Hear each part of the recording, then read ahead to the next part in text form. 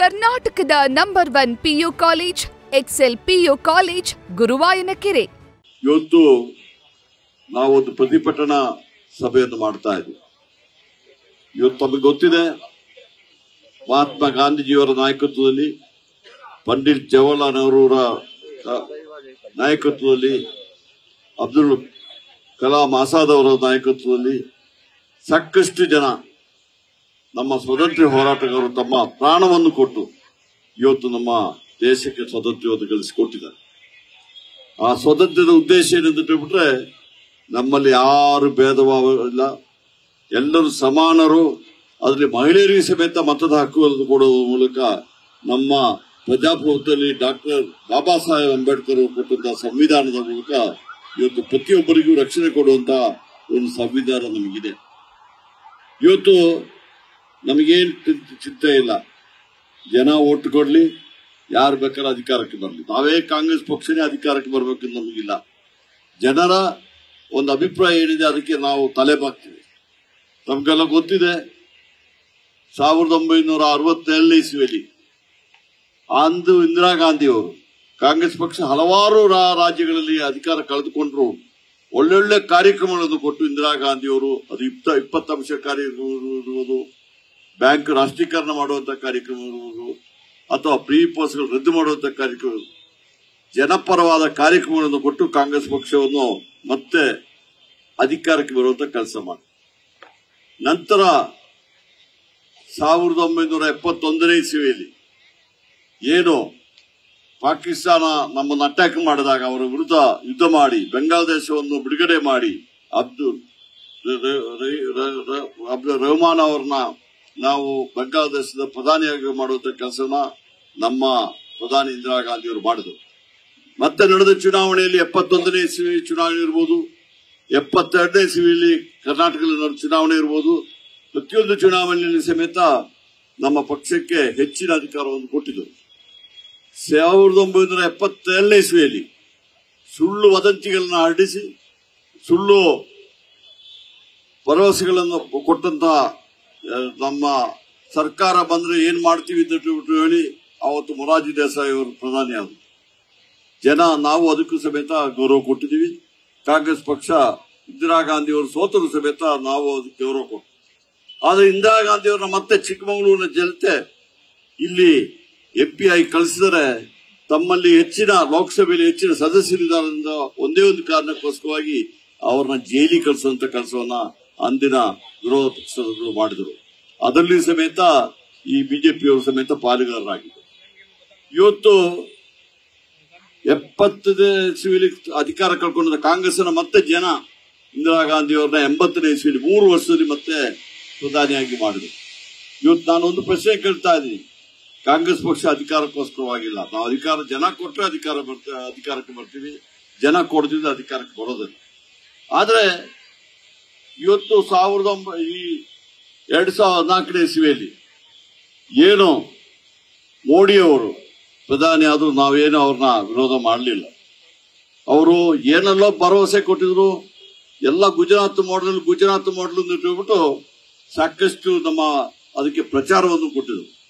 ಆದ್ರೆ ಇವತ್ತು ಸುಮಾರು 11 ವರ್ಷ ಆಗಿದೆ. ಈ 11 ವರ್ಷದಲ್ಲಿ ಏನು ಮಾಡಿದ್ದಾರೆ ಎಂಬುದಾಗಿ ಇವತ್ತು ಜನ ಕೇಳ್ತಿದ್ದಾರೆ. ಇವತ್ತು ಕಳೆದ ಚುನಾವಣೆಯಲ್ಲಿ ಏನು ಮಾಡಿದ್ರು 400ಕ್ಕಿಂತ ಹೆಚ್ಚು ನಮಗೆ ಸೀಟ್ ಬರ್ತದೆ ಅಂತ ಹೇಳಿ ಪ್ರಚಾರ ಮಾಡಿಕೊಂಡು ಅವರು ನಾವು ಹೋಗಿ ಇವತ್ತು ವಾಜಿದ್ ಅವರು ಹೇಳಿದಂಗೆ ಬರೀ 25 ಅದು ವೋಟ್ ಚೋರಿ ಮಾಡಿಬಿಟ್ಟು 25 ಮತಗಳ ಅಂತರದಿಂದ ಇವತ್ತು ಸರ್ಕಾರವನ್ನು ಮಾಡಿಕೊಂಡಿದ್ದಾರೆ. ಅದು ಅವರೊಬ್ಬರದೇ ಬರಲಿಲ್ಲ, ಅವರು ಅವರ ಅಲಿಯನ್ಸ್ ಎಲ್ಲ ಸೇರಿ ಇವತ್ತು ಸರ್ಕಾರವನ್ನು ಮಾಡ್ತಾರೆ. ಇವತ್ತು ರಾಹುಲ್ ಗಾಂಧಿ ಅವರು ಒಂದು ಪ್ರಶ್ನೆ ಕೇಳಿದ್ರು. ರಾಹುಲ್ ಗಾಂಧಿ ಸುಮ್ಮನೆ ಕೇಳಲಿಲ್ಲ, ಎಲ್ಲ ಮಾಧ್ಯಮದವ್ರನ್ನ ಕರೆಸಿಬಿಟ್ಟು ಎಲ್ಲ ಹೇಳಿದ್ರು. ಮಹಾದೇವಪುರದಲ್ಲಿ ಏನಾಯ್ತು ನಮ್ಗೆ ಗೊತ್ತಿದೆ. ಮಹಾದೇವಪುರದಲ್ಲಿ ಅಲ್ಲಿ ತನಕ ನಮ್ಮ ಅಭ್ಯರ್ಥಿ ಅವತ್ತು ಅವರು ಮುಂದೆ ಇದ್ರು, 1 ಲಕ್ಷ ಇನ್ನು ಮುಂದೆ ಇದ್ರು. ನಂತರ ಮಹಾದೇವಪುರ ಒಂದು ಕ್ಷೇತ್ರ ಎಣಿಕೆ ಮಾಡಿದ ಕೂಡಲೇ ಅವರು ಹಿಂದೆ ಹೋಗಿ ಬಿಜೆಪಿ ಅಭ್ಯರ್ಥಿಯನ್ನು ಕಳಿಸುವಂತ ಕೆಲಸಗಳನ್ನು ಮಾಡಿದ್ರು. ಅಂದ್ರೆ ಇಡೀ 7 ಕ್ಷೇತ್ರದಲ್ಲಿ ಸಮೇತ ನಾವು ಮುಂದೆ ಇದ್ದು ಒಂದೇ ಕ್ಷೇತ್ರದಲ್ಲಿ ಸಮೇತ ನೀವು ಸರ್ವಜ್ಞ ನಗರದವರು, ನಾನು ಯಾವಾಗಲೂ ಚಿರಋಣಿಯಾಗಿರ್ತೀನಿ. ನನ್ನಿಂದಾಗಿ ಇಲ್ಲಿ ಕಾಂಗ್ರೆಸ್ ಇಲ್ಲ. ಇವತ್ತು ಕಾಂಗ್ರೆಸ್ ಸರ್ವಜ್ಞದಲ್ಲಿ ಇರಬೇಕಾದ್ರೆ ಅದು ನಮ್ಮ ಕಾರ್ಯಕರ್ತರು ಮುಖಂಡರ ಕೆಲಸ ಅಂತ ಹೇಳ್ಬಿಟ್ಟು ನಾನು ಹೇಳ್ತಾ ಇದ್ದೀನಿ.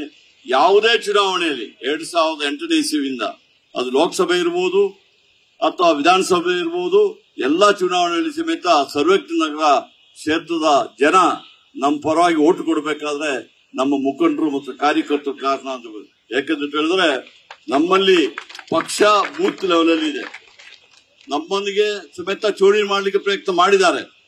ಇವತ್ತು 2023ನೇ ಇಸವಿಯಲ್ಲಿ ನಮ್ಮಲ್ಲಿ ಎಲ್ಲಿ ವಾರ್ಡ್ಗಳಲ್ಲಿ ಬೂತ್ಗಳಲ್ಲಿ ಈ ಮನೆಯ ಮತದಾರರು ಹೆಸರುಗಳನ್ನ ಮನೆಯಲ್ಲಿ ಇರುವ ಹಿರಿಯವರ ಹೆಸರು ಮಾತ್ರ ಒಂದು ಬೂತ್ ಅಲ್ಲಿ ಇರ್ತದೆ.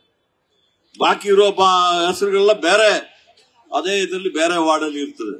ಜನ ಏನು ತಿಳ್ಕೊಳ್ತಾರೆ, ನಮಗೆ ಈ ಬೂತ್ ಅಲ್ಲಿ ಎಲ್ಲರೂ ಓಟಿದೆ ಅಂತ ಅಲ್ಲಿ ಹೋದ್ರೆ ಬಹುಶಃ ಅವರು ಮತ ಹಾಕಿದ್ರೆ ವಾಪಸ್ ಹೋಗುವುದು ಅಂತ ತಿಳ್ಕೊಂಡಿದ್ದಾರೆ. ಆದ್ರೆ ನಮ್ಮ ಕಾರ್ಯಕರ್ತರು ಅತಿ ಬುದ್ಧಿವಂತರು, ನಮ್ಮ ಲೀಡರ್ಗಳು ವಾಜಿದವ್ರೆ, ನಮ್ಮವರು ಮನೆಗೆ ಹೋಗ್ಬಿಟ್ಟು ಅವ್ರಿಗೆ ಹೇಳ್ಕೊಟ್ರು. ಏನಂದ್ರೆ ನಿಮ್ಮ ಬೂತು ಈ ಬೂತ್ ಅಲ್ಲಿ ಇಲ್ಲ, ನಿಮ್ ಬೂತ್ ಬೇರೆ ಇದರಲ್ಲಿ ಇದೆ ಅಂತ ಹೇಳಿಕೊಟ್ಟು ಇವತ್ತು ನಾವು ಸಮೇತ ಎಲ್ಲಾ ಚುನಾವಣೆಯಲ್ಲಿ ಸಮೇತ ಸರ್ವಜ್ಞದಲ್ಲಿ ನಮ್ಮ ಬೂತ್ ಮಟ್ಟದಲ್ಲಿ ಸಮೇತ ಕೆಲಸ ಮಾಡ್ತಾರೆ. ಇನ್ನೊಂದು ಮುಖ್ಯ, ನಮ್ಮಲ್ಲಿ ನಾವು ದುಡ್ಡು ಕೊಟ್ಟುಬಿಟ್ಟು ಒಂದೇ ಒಂದು ಮತ ಸಮೇತ ತಗೊಳ್ಳಿಲ್ಲ.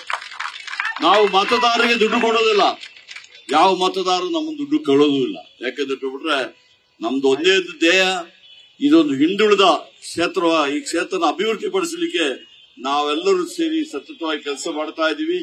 ಆ ನಿಟ್ಟಿನಲ್ಲಿ 2013ನೇ ಇಸವಿಯಿಂದ ನಮ್ಮ ಸಿದ್ದರಾಮಯ್ಯಜಿಯವರು ಅವತ್ತು ಒಳ್ಳೆ ನಮಗೆ ಸಂಪೂರ್ಣವಾದ ಬೆಂಬಲವನ್ನು ಕೊಟ್ಟಿದ್ದಾರೆ.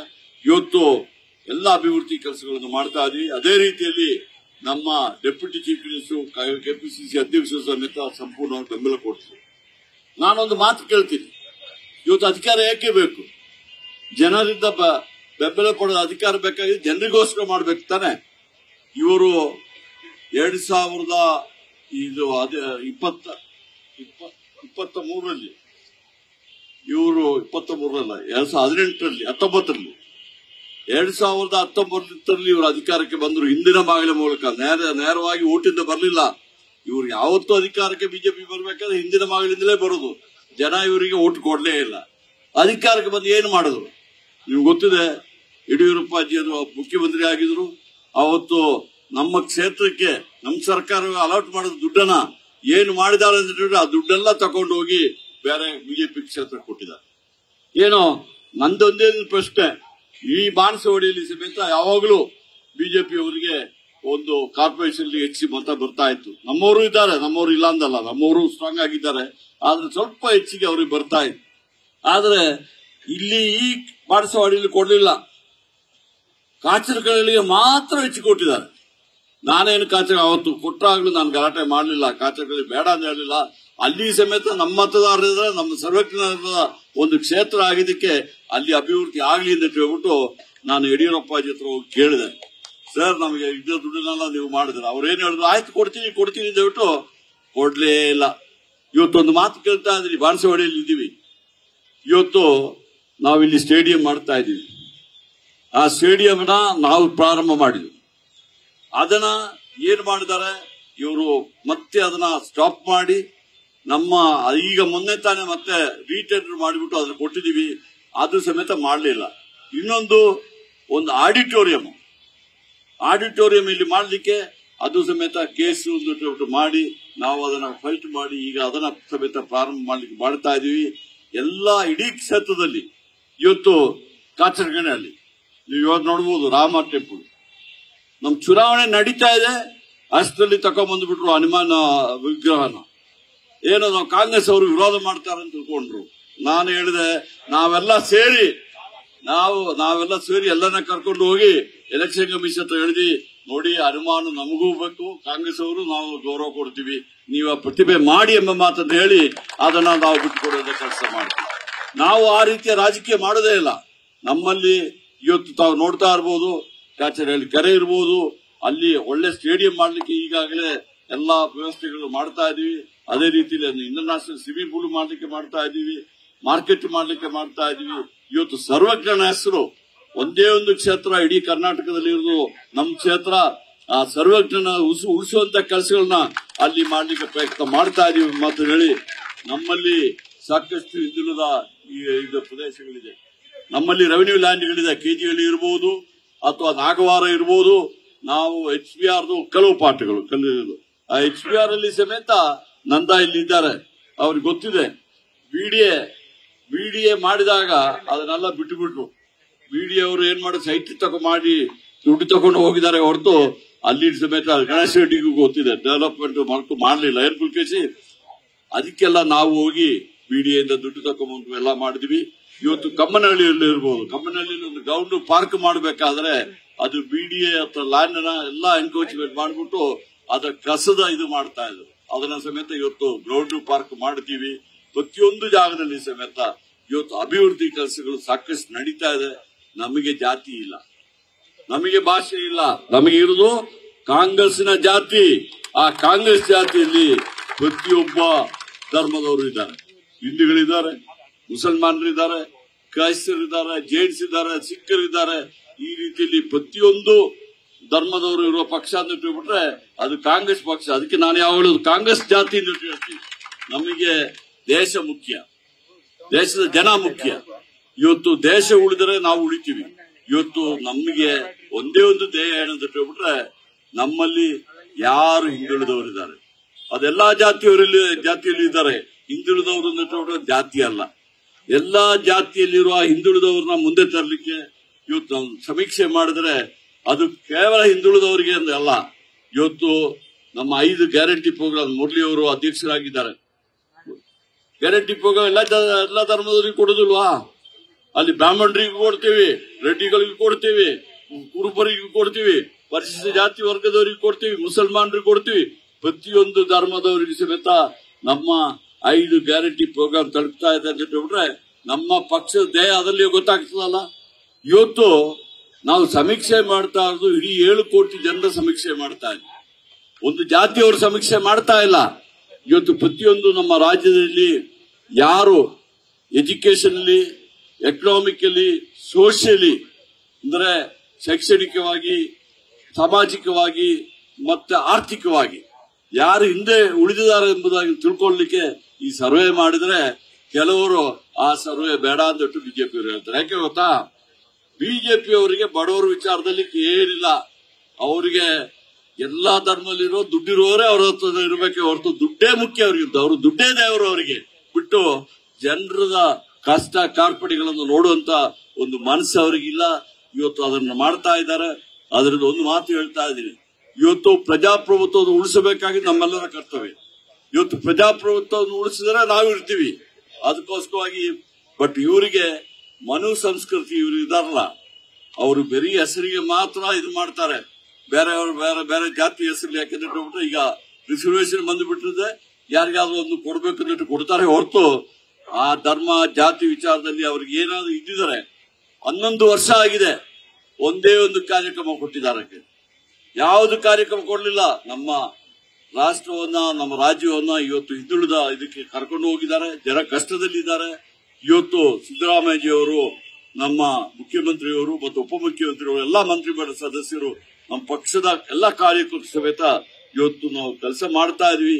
ಆರ್ಥಿಕವಾಗಿ ಬಹುಶಃ ಇವತ್ತು ನಮ್ಮ ಕಾಂಟ್ರಿಬ್ಯೂಷನ್ ಈ ಕೇಂದ್ರ ಸರ್ಕಾರಕ್ಕೆ ನಂಬರ್ 2 ಇಂಡಿಯಾ ದೇಶದಲ್ಲಿ ಇದ್ದೀವಿ. ಕೇಂದ್ರ ತೆರಿಗೆ ಕೊಡೋದು ವಿಚಾರದಲ್ಲಿ ನಾವು ನಂಬರ್ 2. ಅದೇ ಇದರಲ್ಲಿ ಪರ್ ಕ್ಯಾಪಿಟಾ ಇನ್ಕಮ್ ತಲಾ ಆದಾಯದಲ್ಲಿ ನಾವು ನಂಬರ್ 1 ಇದ್ದೀವಿ.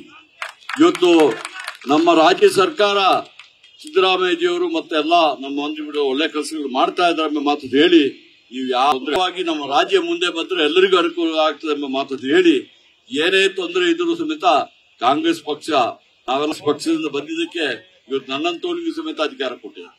ನಾನು ಕನಸಿನಲ್ಲಿ ಯೋಚನೆ ಮಾಡಲಿಲ್ಲ MLA ಆಗ್ತೀನಿ, ಮಂತ್ರಿ ಆಗ್ತೀನಿ ಅಂತ.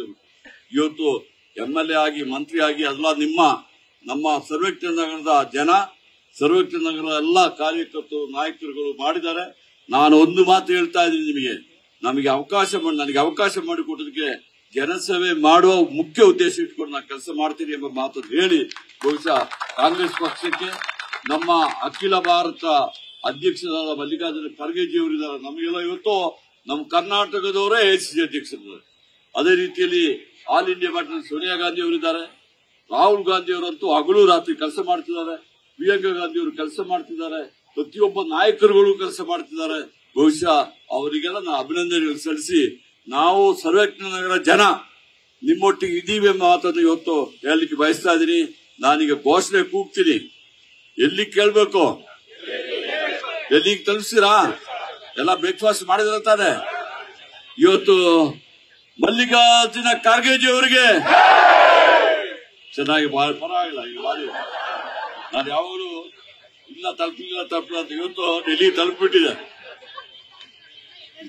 ಸೋನಿಯಾ ಗಾಂಧಿ ಅವರಿಗೆ, ರಾಹುಲ್ ಗಾಂಧಿ ಅವರಿಗೆ, ಪ್ರಿಯಾಂಕಾ ಗಾಂಧಿ ಅವರಿಗೆ, ಸಿದ್ದರಾಮಯ್ಯ ಅವರಿಗೆ, DK ಶಿವಕುಮಾರ್ ಅವರಿಗೆ, ಎಲ್ಲ ಕಾಂಗ್ರೆಸ್ ಕಾರ್ಯಕರ್ತರಿಗೆ ಥ್ಯಾಂಕ್ ಯು. ನ್ಯೂಸ್ ಫಸ್ಟ್ ನಿರ್ಭೀತಿಯಿಂದ ನಿಮ್ಮ ಪರವಾಗಿ.